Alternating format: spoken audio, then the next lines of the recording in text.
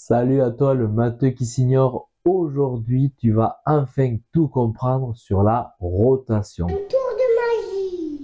La rotation est une transformation du plan. Nous avons vu dans la dernière vidéo des rappels sur toutes les transformations que tu as déjà vues les années précédentes, qui sont la symétrie axiale, la symétrie centrale et la translation. Si tu n'as pas vu la vidéo, je t'encourage à la regarder. Le lien est juste là-haut. Aujourd'hui, tu vas apprendre donc une nouvelle transformation du plan qui est au programme de la classe de 3e, qui est la rotation.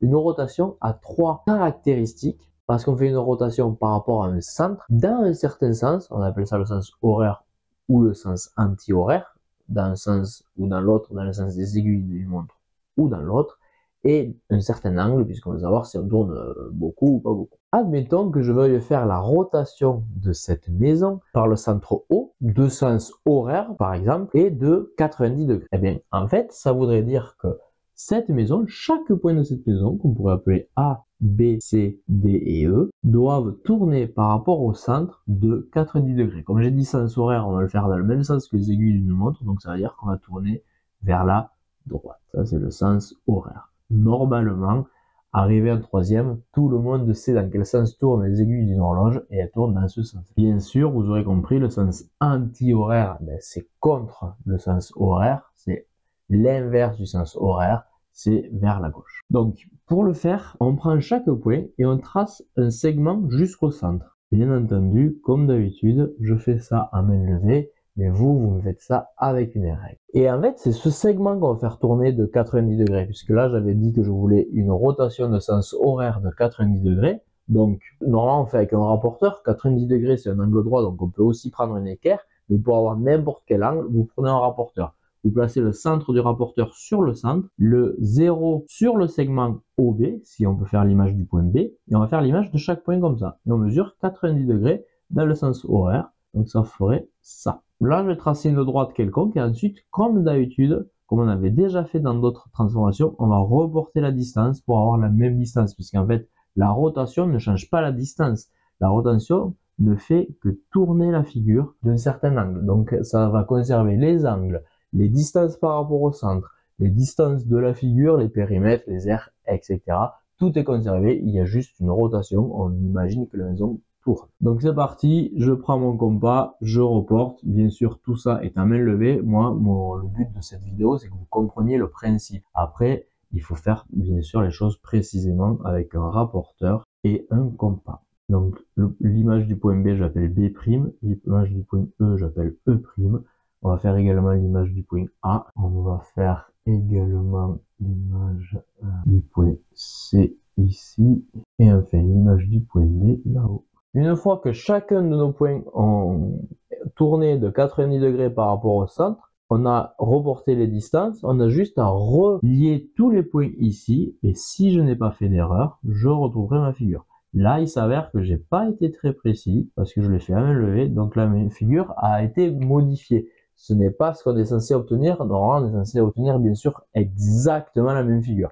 Mais déjà, la figure de base a été faite à main levée.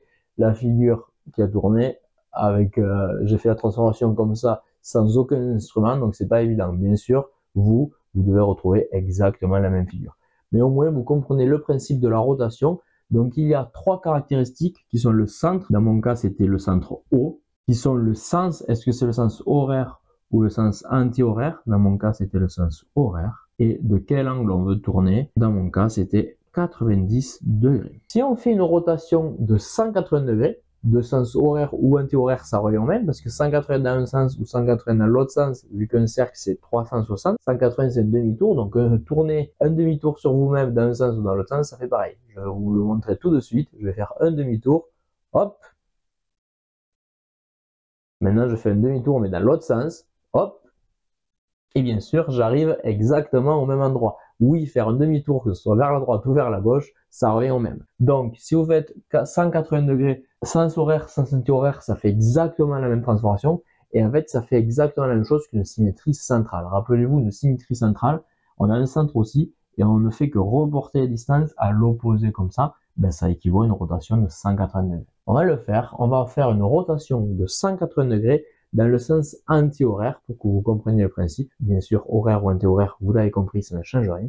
Je voudrais maintenant faire l'image de ce trapèze ABOE par le centre O dans le sens anti-horaire, donc dans le sens opposé de tout à l'heure, opposé du sens de l'aiguille d'une montre. Le sens anti-horaire il est comme ça, et d'angle 180 degrés. J'ai fait volontairement un point de la figure à construire l'image qui est confondu avec le centre. Comme ça, vous allez pouvoir voir que l'image du centre, dans le cas d'une rotation, ben, c'est lui-même. Ben oui, tourner autour de quelque chose, si on est sur le quelque chose qui tourne, ben, pareil, on tourne sur place. Donc, le centre en lui-même ne va pas bouger, il va être au même endroit. Le O' sera confondu avec le O, l'image du O sera au même endroit. Et comme ça, vous allez pouvoir le voir concrètement, c'est ce que je voulais vous montrer, c'est pour ça que je l'ai laissé là. Donc, c'est parti, on va faire ça, on va tourner de 180 degrés dans le sens anti-horaire. Donc, tout ça, ça va tourner. Ben, on va faire comme d'habitude. On va tracer tous les segments. Alors le B et le E, l'avantage c'est qu'ils sont déjà tracés avec le point O puisque c'est la propriété de la figure. Donc on aura juste à faire tourner le côté BO de 180 degrés, le côté OE de 180 degrés. Et là je construis AO, comme ça je pourrais le faire tourner de 180 degrés aussi. Donc lui, ce segment OE, il va devoir tourner de 180 degrés dans ce sens-là, il va arriver ici. Pareil pour B, en fait il va arriver ici. Vous voyez bien qu'il y a un angle de 180 degrés entre les deux. Et le point A, il va arriver ici, il y a un angle de 180 degrés entre les deux. Déjà, vous voyez que même au niveau de la construction, ça ressemble à la construction d'une symétrie centrale. Donc c'est parti, je reporte mes distances, le segment, le point E', il arrive ici, O', il est au même endroit que O, B', il arrive ici, et A', il va arriver à peu près ici, si on reporte la longueur AO, A', ici.